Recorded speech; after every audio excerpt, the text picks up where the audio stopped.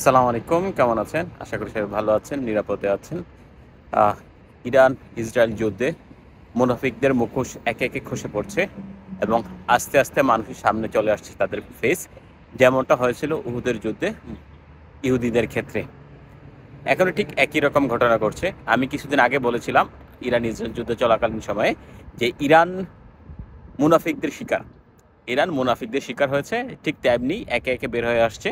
প্রথম বের হয়ে আসছে যে আমরা সবাই যাকে নিয়ে সব আলোচনা করেছি বা যার ক্ষমতা আরণ আমরা মুসলমান জাতি অনেক বেশি খুশি হয়েছিলাম, সেই সাবা, সিরিয়ার প্রেসিডেন্ট সাবা বা অন্তর্বর্তী সরকারের প্রধান যে সাবা আছেন, তিনি ইসরায়েলের সাথে একসাথে মিলে তিনি সিরিয়ার যে আকাশ আছে তিনি ইরান আক্রমণে খুলে দিয়েছিলেন। এটা একটা গেল। দ্বিতীয় হলো জর্ডানের বাদশাহ আবদুল্লাহ, তিনিও আরেকটা মুনাফিক থার্ডভাবে বের হয়েছিল। থার্ডকে কী হবে সেটা আমার একটু ডাউট ছিল, কিন্তু বলার সাহস পাচ্ছিলাম না।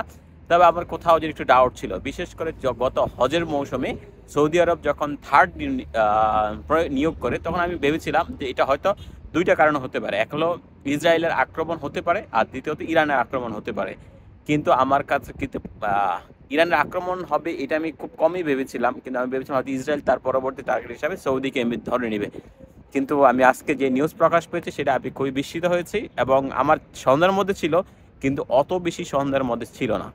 তো ইরান ইরান মূলত মুনাফিকের শিকার। আমি আগে বলেছিলাম ইসরায়েল 100% ইসরায়েলি পাবেন, খ্রিস্টানদের মধ্যে 100% খ্রিস্টান পাবেন, বৌদ্ধদের মধ্যে 100% বৌদ্ধ পাবেন, হিন্দুদের মধ্যে 100% বৌদ্ধ পাবেন, বা ভারতের মধ্যে সব ভারতীয় পাবেন। কিন্তু মুসলমানদের মধ্যে 50% পাবেন মুসলমান, বাকি 50% হচ্ছে মুনাফিক। তো ইরান মুনাফিকের শিকার। ধন্যবাদ সবাইকে।